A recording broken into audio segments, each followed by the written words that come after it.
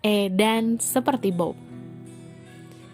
Banyak orang bilang saya gila, hingga akhirnya mereka dapat melihat kesuksesan saya karena hasil kegilaan saya. Ya, itulah perkataan yang disampaikan oleh Bob.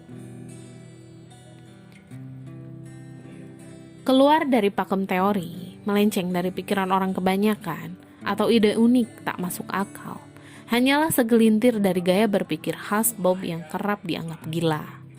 Nyatanya, kegilaan ini justru berbuah manis, yang hasilnya dapat dilihat secara nyata dalam dunia kewirausahaan. Tak ada satupun perusahaan besar di negeri ini yang menerapkan manajemen gila ala Bob. Dilihat dari sudut pandang manapun, sepintas tampak mustahil. Penasaran? Inilah beberapa jurus manajemen Bob Sadino jika dibenturkan dengan teori-teori pakem ilmu manajemen. Pertama, perencanaan. Satu hal yang menjadi ciri utama Bob Sadino dalam menjalankan bisnisnya, yakni tak pernah punya rencana dan tak mau membuatnya.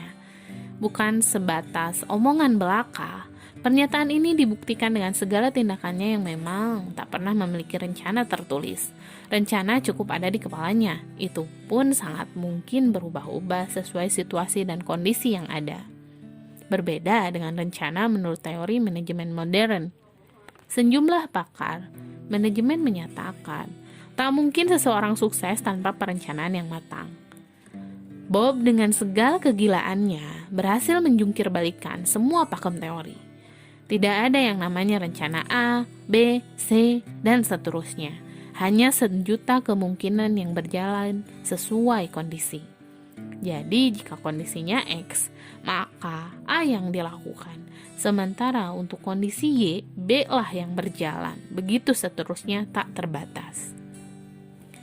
Lanjut, pengorganisasian.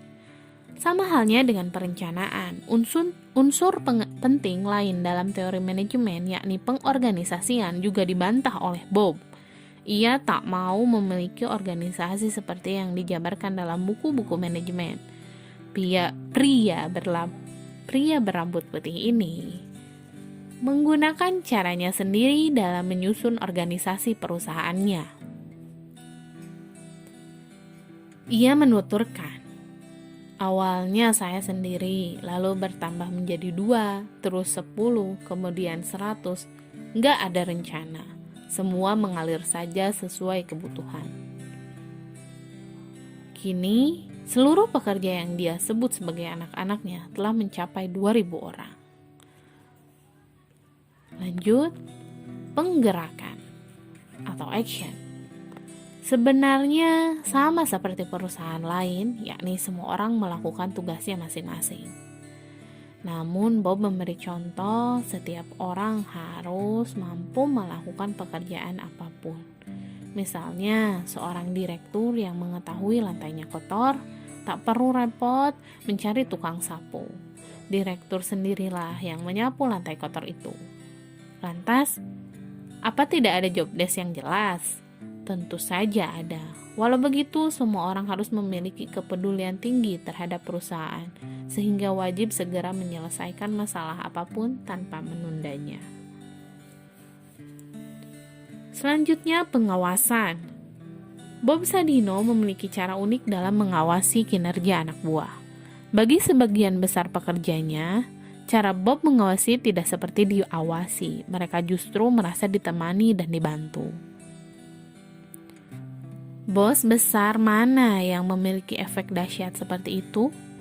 Biasanya kalau bos besar datang, maka semua pegawai akan pura-pura rajin bekerja. Sebaliknya, saat bos besar tak ada, mereka kembali malas seperti semula. Lalu, bagaimana cara Bob mengawasi karyawan? Yaitu dengan cara ikut bekerja bersama anak buahnya. Bob Sadino akan nongkrong seharian, bila perlu sampai malam. Tak jarang pula ia mengajak istri dan anak-anaknya ke tempat kerja.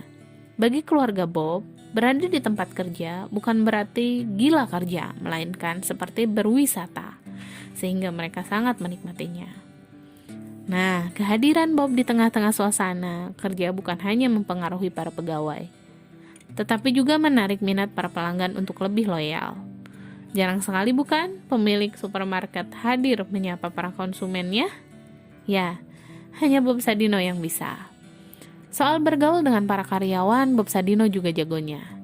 Seperti yang sudah kita ketahui, dia tak pernah ragu bergaul dengan karyawan dari semua kalangan, mulai dari level direktur hingga office boy.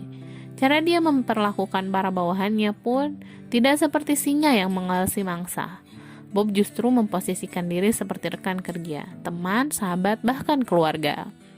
Itulah sebabnya semua karyawan rela diangkat sebagai anak, lalu dipanggil anak-anak oleh Bob. Bukan hanya karyawan, keluarga para karyawan juga mendapat perlakuan yang sama. Saat seorang anak karyawan sakit, maka dia akan memberikan perhatian. Menurut Bob, anak karyawanlah adalah cucunya. Sehingga dalam benaknya, jika para karyawan merasa susah karena keluarganya sakit, Bob juga merasakan hal yang sama.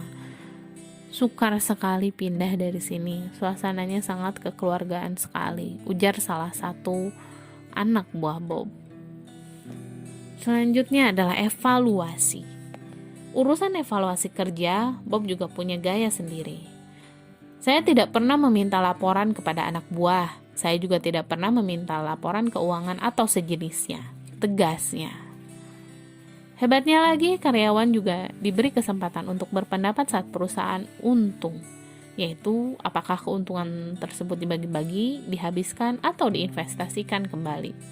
Luar biasa bukan? Lalu bagaimana mungkin seorang pemilik usaha sekaliber itu tidak pernah meminta laporan anak buah tentang kinerja perusahaan? Sungguh tidak masuk akal.